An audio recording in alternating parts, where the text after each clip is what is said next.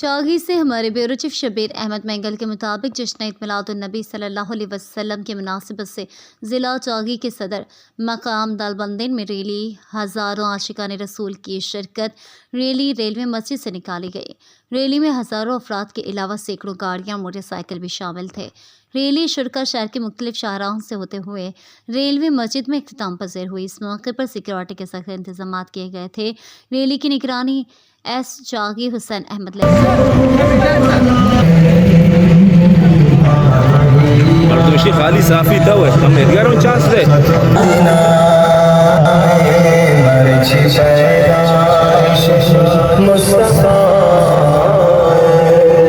नारे हैदरी नारे गाज़िया हर सहाबी नबी